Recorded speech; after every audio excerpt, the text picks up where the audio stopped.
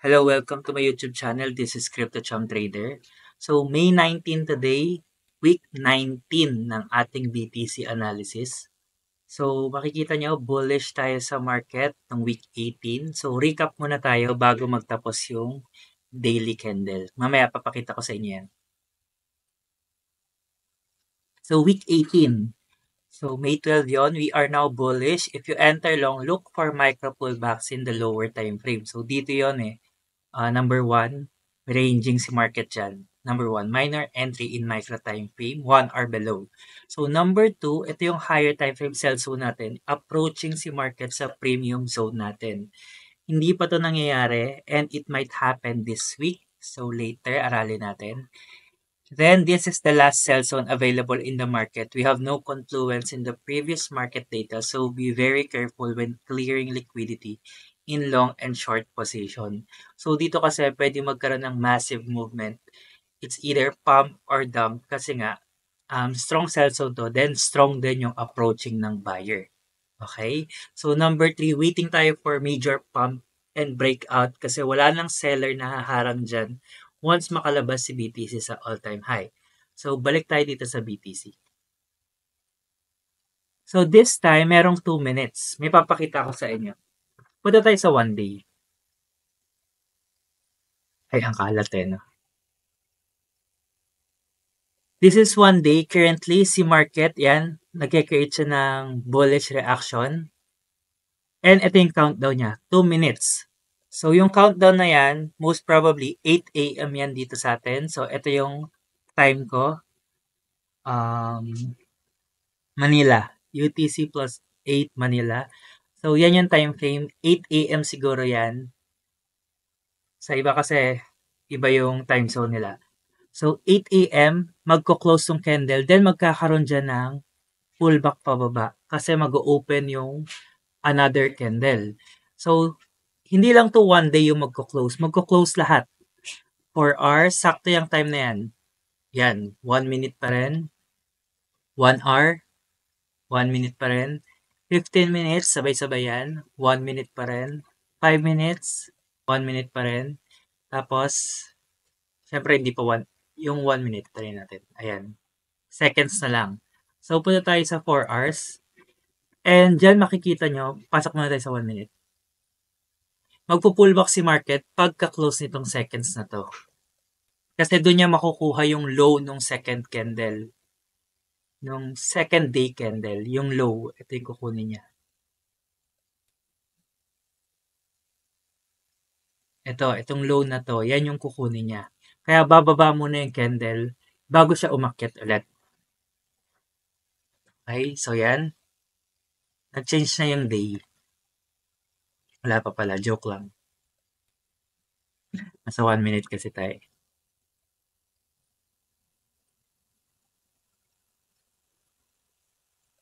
So, kung papasok ka sa lower time frame, like ito, minor entry in micro time frame, 1 or below, pasok ka dito kasi yung next candle niyan, kukuha siya ng low muna, ng pinaka-low or manipulation. Bababa muna siya bago siya dumaretso ulit pataas. Meron siyang 1 day para gawin yun. So, antay natin, 17 seconds. So, hindi biglaan yan ha. Basta makikita niya lang na kailangan mag-create ng candle ng low.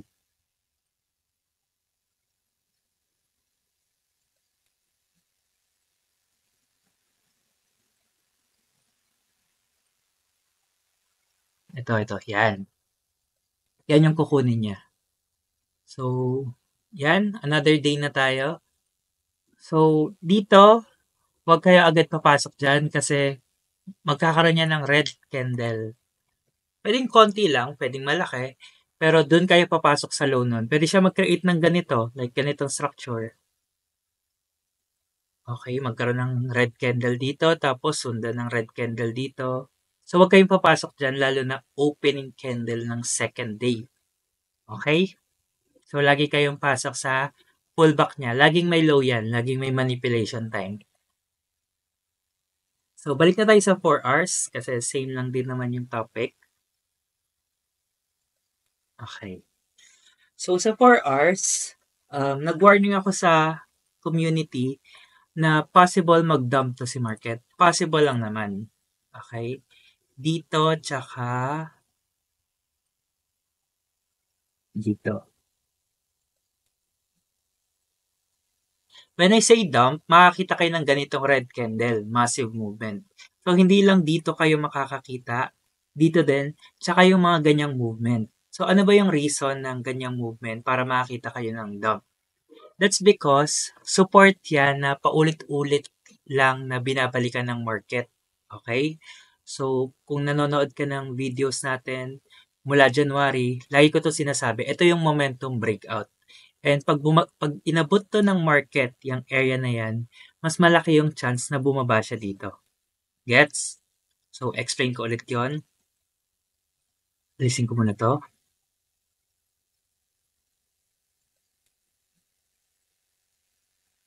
So, let's say for example, yan, liquidity yan na na-reach ng market tapos magkakaroon siya ng reaction.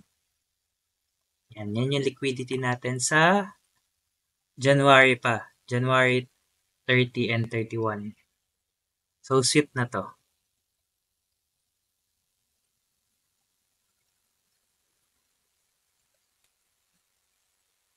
Wala nang available liquidity dyan and makukuha na lang ng market dyan is reaction pababa ng konti, then ito na yung next.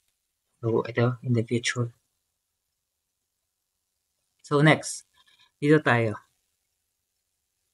Ito yung example ng si market. Lagyan natin dito yung area ng resistance. Dito yung support. Si market, pag papunta siya sa resistance, pwede ka mag-change ng bias sa lower time frame na bullish ka. Kasi sinusundan mo lang si market. Pero pag bumababa si market dito sa support, pwede ka mag-change into bearish. Bakit? Kasi pag na-reach niya tong support, for example, itong market na to, bumaba siya dito sa support. Okay? Mag-change ka ng bias into sa lower time frame into bearish. Kasi pag na-reach na yan, most likely, pwede niyang lagpasan niya ng momentum. So, this time, hindi siya lumagpas doon. Tapos, nag-reach si market sa taas. And doon nagkaroon ng momentum pataas. Okay? So, hindi mo pwedeng i-marry yung bias mo na kahit nakalong ka, is long palagi yung position mo. Ganun mag-analyze ng chart or ng basic na SNR. So, let's say for example, ganito. Resistance tapos support. And currently, si BTC is ranging. Okay? Pag paabot, lalo na exhausted na yung support and resistance, pag sinabing exhausted, nakailang taps na siya, and nakailang taps na rin sa resistance, pati sa support. Pag si BTC approaching resistance, ang bias mo dapat dyan is bullish. Kasi anytime pwede siya bumasag ng momentum. Pag na-reject dyan si BTC, tas bumaba ulit sa support, ang bias mo dyan is bearish. Kasi pwede siyang bumasag. So, mapapansin nyo dito, since then, nandito pa lang si BTC, and yung support natin.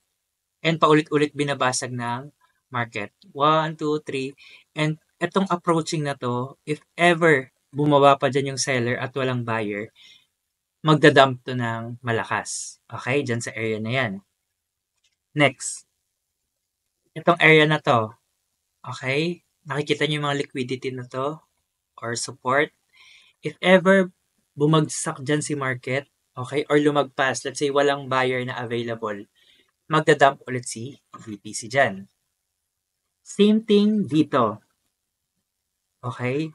Pag umapproach dyan si BTC at walang available na buyer, magdadump ulit si BTC dyan.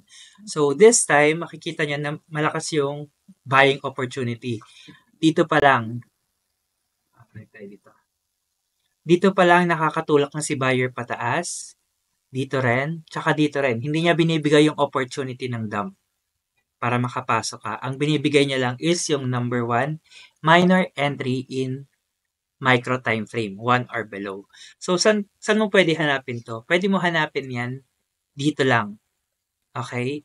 Kahit saan ka makapasok dyan, safe yung entry mo kasi nga, malayo-layo pa si market dito sa area na to. So, kung i-compare mo yung fractions niya, si price currently nandito. And eto nga abutin niya na seller, it means kailangan makababa ng sobrang haba. So, mas lamang yung buyer. Kaya kung papasok ka ng long sa minor entry, dito ka lang din maghahanap, then pwede mo lagay yung SL mo dito sa ilalim. Okay, then target kung ano yung TP hit mo. 110, 120, and so on. So, dito sa one minor entry in micro time frame, hindi ko na gagalawin kasi pwede kayo maghanap niyan. Below lang din dito, yan. Okay? Dito, dito, or dito. Hanap kayo dyan sa lower time frame because this is 4 hours time frame. Then yung number 2, okay? Approaching dito si market and might happen this week. Higher time frame sell zone to. Okay? Pag sinabing higher time frame sell zone, pwede mag-react si market ng major pullback. Pero makikita natin sa reaction. Let's say for example, ito. 15 minutes. Etong liquidity na to, okay, ang ginawa lang dyan ni market na sweep is sa lower time frame. Diba pa? Ayan. Yan lang yung reaction sa liquidity na yan. Ganon kahina yung seller.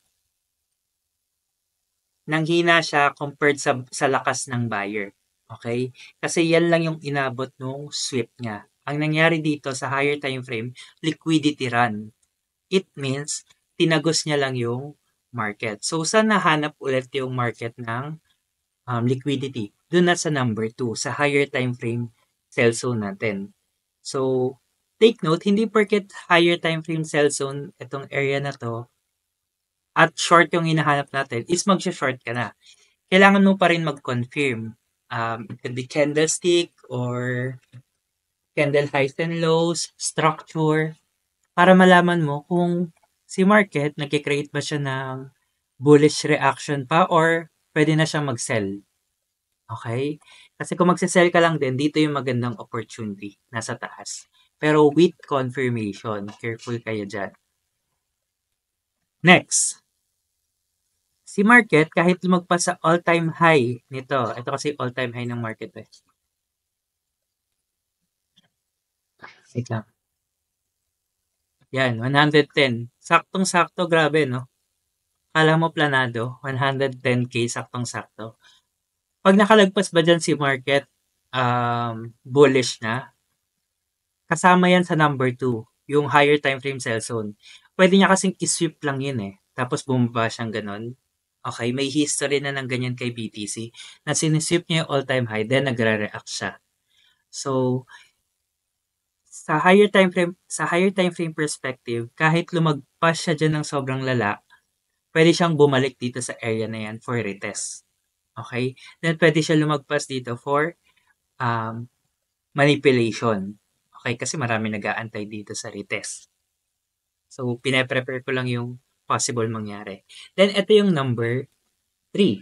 Okay? Waiting tayo ng major pump breakout ni BTC sa 110K. Ang valid na breakout for 4 hours muna. Number 1, kailangan makalabas ni BTC ng candle close. Hindi sweep ha, candle close. Kumbaga yung candle na green, naka-close above the 110K. Tapos, liquidity run tawag dyan kasi liquidity rin tong 110K. Tapos, hindi, babalik man siya dito pero hindi siya magke-create ng major dump sa area na to. Okay? Magre-retest siya dyan. Ire-reject siya sa area na yan. Within that area. Higher time frame eh. Tapos, kailangan mo na mag-trade ng market. When I say mag-trade, ganyan. Bigyan ka niya ng magandang reaction. Bigyan ka niya ng structure, information. Hindi lang yung single candle. Let's say, for example, ito. Lumabas na. Okay. Hindi pa confirm yan na breakout. Kasi what if yung next candle is in-engulf yung BTC sa higher time frame. So, hindi pa rin siya bullish. So, yan yung need natin ni expect Kasi si market, medyo binibigyan tayo ng consolidation phase. So, do not marry your bias. Hindi porket naka-long ka is pag tinignan mo yung market, puro long ka na lang din. Kailangan mo pa rin i-adjust yung sentiment mo if needed. So, etong nakita ko lang yan, pero valid yan for future reference. Yung analysis ko talaga dito is magda-dump siya sa area na to, kahit may long position ako kay BTC. Okay? So, do not marry your bias. Huwag nyo dagdagan ng emotion. Kota na kayo dyan. So, that's it. Okay naman, wala pa tayong update. 1, 2, and 3. So, careful kayo dyan. Dito na lang kayo sa candle maghanap ng long position. Kasi, malaking momentum to. Yan. Malaking momentum yung area na yan. Baka mag-range dyan si market. Yan yung range niya for lower time frame. 4 hours pababa. So, baka dito na lang tayo makakita. We'll see. Okay? Trade kung ano man yung pinapakita ng market. And, I hope may natutunan kayo sa analysis na to. See you ulit sa next video. Mag-upload ako ulit this week ng another confirmation sa market. Okay? So that's it. Paldo na naman kayo sa community. Thank you and bye-bye.